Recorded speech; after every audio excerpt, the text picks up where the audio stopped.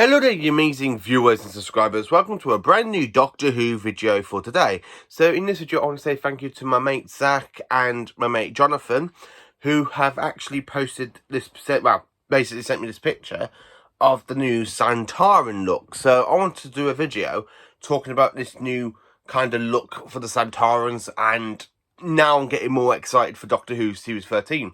So the image of the Sontarans is this. Look at that. That is amazing. Well done. Well done to Christian. You've actually made the Sontarans go back to their kind of old ways that they were back in the 1970s, and as well as, of course, the 1980s, which is another great thing about this kind of Sontaran design. It looks so classic, and finally they got rid of the kind of blue armoured that they had during the Russell T Davies era, and as well in the Stephen Moffat era. So we finally get rid of them and get this classic design back. So to celebrate this kind of classic design, I thought I would do an actual proper video of talking about every Sontaran story that we have actually ever got in Doctor Who's history.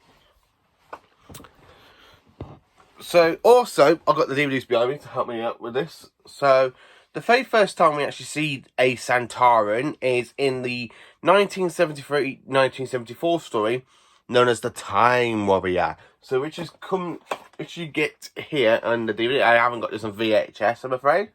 And this story was actually broadcast on the 15th of December to the 5th of January. It's a great story. Now you can either get this separately, like you can, or in a DVD box set known as the Sontaran War collection, which my cousin got me for Christmas last year. And this is the introduction story to the Sontarans. Again, it's a good story. It introduces the Sontarans. It shows you their warriors' ways, how a Sontaran in the Middle Ages actually interfere things and kidnapping people. It's actually a great story. I do enjoy that one. So the next story that we see in the Sontarans is in the next season, because this story was in season 11. It was the opener. And the next story is from the third story of season 12, which is Tom Baker's first full-on season as the Fourth Doctor. And the next appearance is in the Sontaran Experiment. Now, this Sontaran, his name is Steyr, where this Sontaran is actually called Lynx. We have a great story in this with Steyr experimenting on humans. You have one person die because he has had no food or water for 9 days. The Doctor, Harry and Sarah do have to stop this, and this is incredible. This is a two-part story. A little bit of a fact, Tom Baker actually broke his collarbone while actually filming for this story, and then we had to have a stunt double to represent Tom. In this story, you could tell when Tom broke his arm because he was actually hiding the sling underneath his scarf. It's actually a great story. I do enjoy this story as well, and it's from season 12.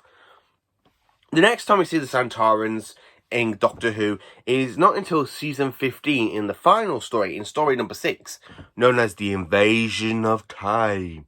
Now, after the Varvans basically invade Gallifrey by using the Fourth Doctor, because the Fourth Doctor basically broke the outer shell boundary, the Sontarans ended up invading Gallifrey for 2 episodes, and you have the Sontarans basically being led astray in the TARDIS by the Doctor, so they're not actually out on Gallifrey. They're all in Gallifrey and stuff. It is a good story. Now, this story, as I say, is in season 15. It is Leela's last story, which basically she just leaves at the end of it, and I don't know why she leaves, because it doesn't actually build up for a last story. It's just like, 1 minute she just decides to stay. It's like, this is so out of character. So, The Invasion of Time is a great story. For me, in either way, I do enjoy the Vervins.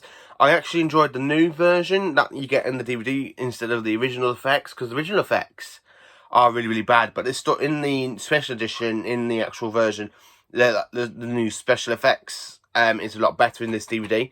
I actually really enjoy that one. So the last time the Sontarans appeared in classic Doctor Who is no other than in Doctor Who The Two Doctors. So in this story we have the Sontarans kidnapping the second Doctor, and the sixth Doctor's got to go and rescue him from Death Starry, the androgyne known as Jacini, who basically was augmented to become a superpower, Shockeye, and of course Sontarans, aka Theomidal Stike. And this is the story I'm actually on about. Set actually in studio, and actually having been filmed in Spain for the very first time. This story is incredible. Absolutely great. I absolutely love it. The only thing about this, I really think the Sontarans and Death Starry should have kidnapped the sixth Doctor, and the Time Lords have to send the second Doctor to go and rescue his future self. That's the only thing about it. It would have been a lot better that way, instead of the sixth going to rescue the second Doctor. Which is basically, which is the one point of the story I really have to say. I really wish it was more. It's actually a good story, but I just think it should have been the second Doctor going to rescue the sixth Doctor instead of the sixth Doctor going to rescue his past incarnation. Now, the Sontarans do return into Doctor Who, but they only return for a two-part story at first in Series 4, which is known as the Sontaran Spectrum and Poisonous Sky, starring David Tennant as the 10th Doctor. So the Sontarans basically don't return until Doctor Who until this point. So the last time we actually see them in classic Doctor Who, they fought against the 6th and 2nd Doctors, where they literally just fought against the 10th Doctor in this one. A very long way. I mean, this story was actually broadcast back in 2008 in this series, where this one is from 1985, so there's a big gap in the Sontarans. It's a great story. I like the way the Sontarans are trying to poison our air so they can actually make Earth a clone world for them in the 10th Sontaran battle fleet. I do enjoy the Sontarans. I think they're absolutely great, and the Doctor makes a machine to destroy the Atmos air, and Luke Rattigan goes and blows himself up by stopping the Sontarans. I absolutely do enjoy this story. It's actually great. The Sontarans do return, but only have a few little cameos. So the first basically cameo is in the Pandorica openings that you get in Doctor Who Series 5. It's just literally a little cameo. And then, of course, we have Strax, which is a Sontaran all the way from Series 6 to Series 8. Yeah, we have Strax with a few Sontarans being cameo in Time of the Doctor. And really, that's just it for the Sontarans. A few TV appearances, and then they go specifically in the Moffat era into cameos, apart from Strax, who becomes part of the Panostra Gang and some great stuff. So, again, I have to say, yes, I'm actually looking forward to seeing the Sontarans return to Doctor Who. I hope. And to see them go back into the kind of style that they were in classic Doctor Who, I absolutely think that is great. I really am looking forward to it.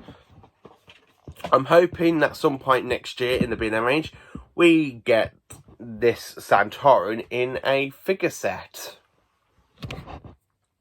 That's one thing I do want to say. I hope we get this a figure of the Sontaran. So, yeah, are you looking forward to the return of the Sontarans? Are you glad they've gone back to more of the classic design that they were in classic Doctor Who? Or did you prefer them in the way they were in Russell and Stephen Moffat's era? Let me know in the comments. Thank you for watching. Please do like, subscribe and share. And join me tomorrow for another Doctor Who video content. Have a great day.